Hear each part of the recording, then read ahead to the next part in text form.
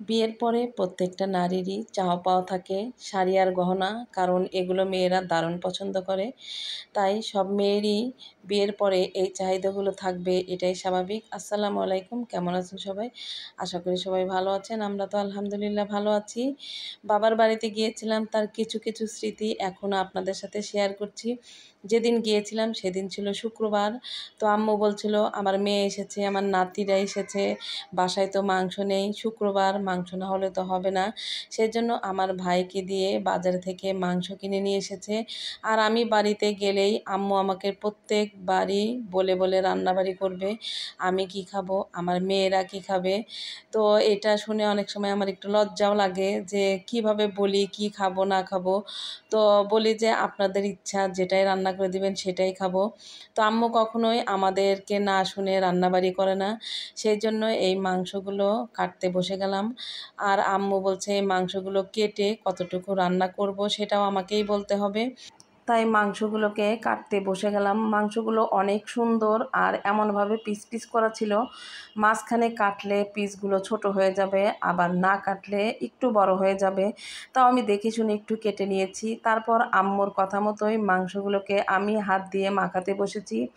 কারণ আম্মু বলছে তোমার মন মতো, যেহেতু তোমরাই খাবা, সেইভাবে সুন্দর করে মাখিয়ে দাও, আমি শুধু চুলার উপরে দিয়ে দেব। তো মাখাতে মাখাতে লবণ দেওয়ার কথা মনেই ছিল না। শেষে আবারও লবণ দিয়ে ভালো করে মাখিয়ে একটু ম্যারিনেট করে রাখার পরে আম্মু চুলাতে গিয়ে বসিয়ে দিয়েছিল। তো যাই হোক, এই হলো বাবার বাড়ি। বাবার বাড়িতে গেলে আসলে প্রত্যেকটা মাই কিন্তু তাদের মেয়ে, নাতি নাতনি, মেয়ের জামাই, এদের কথা শুনে রান্নাবাড়ি করে থাকে। তারপর ফেসবুকে দেখছি ইলিশ মাছের দাম কমে গেছে, সেইটা শুনে তো আমি দৌড় মেরেছি ইলিশের বাজারে। গত বছর ইলিশ মাছ আমার কেনা হয়নি, তাই এবছরে কখন দাম কমবে সেই আশাতে বসে আছি। তো আসলেই কি দাম কমেছে বলেন তো? ফেসবুকেই কমেছে, কিন্তু সচরাচর বাজারে গিয়ে কিন্তু ইলিশ মাছ কম দামে পাওয়া যায়নি। আমি ছোট ছোট 2টা ইলিশ মাছ কিনে নিয়ে এসেছি।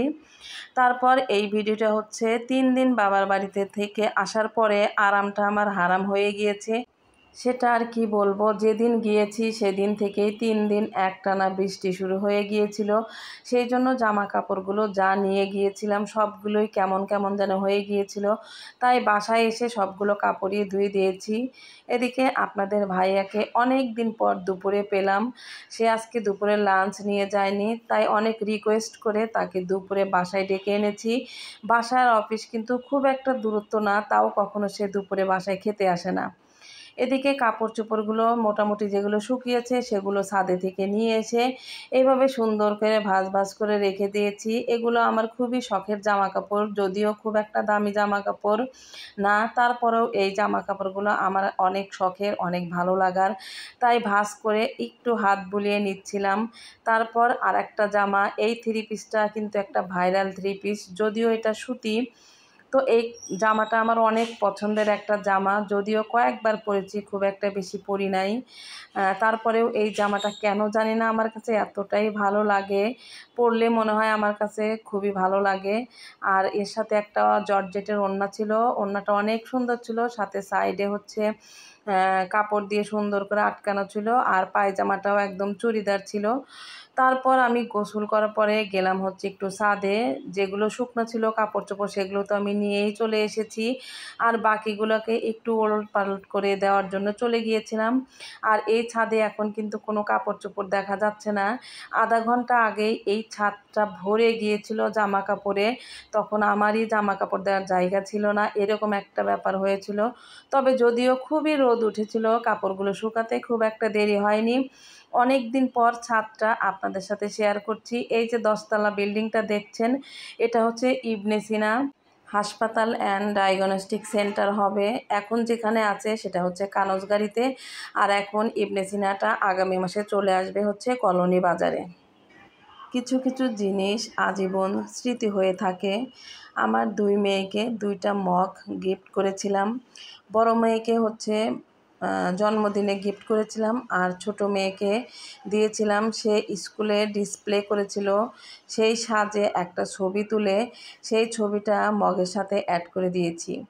আসলে এগুলো হচ্ছে একটা স্মৃতি, আর সারা জীবন স্মরণীয় হয়ে থাকবে। হয়তো দিনটা চলে গিয়েছে, কিন্তু সেই মুহূর্তটা এই মগের সাথে জড়িয়ে আছে। তাই তো আমি তাদের এই 2টা ছবি মগের সাথে সুন্দর করে অ্যাড করে রেখে দিয়েছি। সুন্দর মুহূর্তগুলো এই মগটা দেখলেই কিন্তু মনে পড়ে যাবে। অনেক কথাই বলে ফেললাম। কথার মধ্যে কোনো ভুল ত্রুটি হলে অবশ্যই ক্ষমা সুন্দর দৃষ্টিতে দেখবেন।